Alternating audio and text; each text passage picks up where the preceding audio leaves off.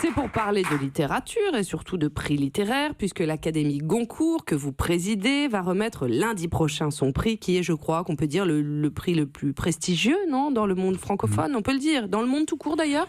Le plus prestigieux dans le monde, c'est évidemment le prix Nobel de littérature, mais après c'est le prix Goncourt qui est connu, apprécié dans beaucoup de pays, oui, parce que le livre qui obtient le prix Goncourt est traduit dans une trentaine de langues automatiquement. Alors apparemment, le Goncourt des lycéens, c'est celui qui fait le plus vendre maintenant de livres. Oui, est-ce que c'est vrai? Oui, c'est vrai, parce que souvent ils prennent le livre qui est peut-être le plus public de notre liste, mais ils choisissent toujours le prix Goncourt des lycéens est pris sur la liste initiale de l'Académie Goncourt, les 15 livres que nous sélectionnons au début septembre. Mais alors là, on s'est rendu compte que le premier prix Goncourt, il a été remis en 1903.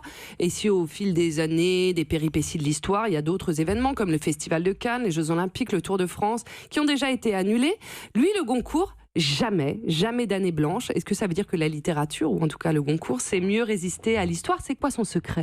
C'est-à-dire que c'est plus facile d'organiser le Goncourt que le Tour de France ou la Coupe du Monde de football. Hein. Oui, il suffit de faire un déjeuner avec... Faire un bon restaurant. C'est juste pour ça? C'est parce que c'est facile à faire? Oui, mais je ne suis pas tout à fait d'accord. Je pense qu'il y a 1 ou 2 années où il n'y a pas eu de prix Goncourt. C'est vrai? Ouais, on les a pas vus, on les a pas vus. Bon, si mes calculs sont bons, donc la semaine prochaine, vous allez remettre le 106e prix Goncourt, avec et le 4e pour vous à la tête de l'Académie, à l'auteur donc d'un des 4 livres, d'un des 4 finalistes. Alors je voulais prendre donc ces 4 livres, ils sont là, et vous poser des questions dessus. Je peux? Vous avez travaillé dessus, Bernard Pivot, donc on peut y aller.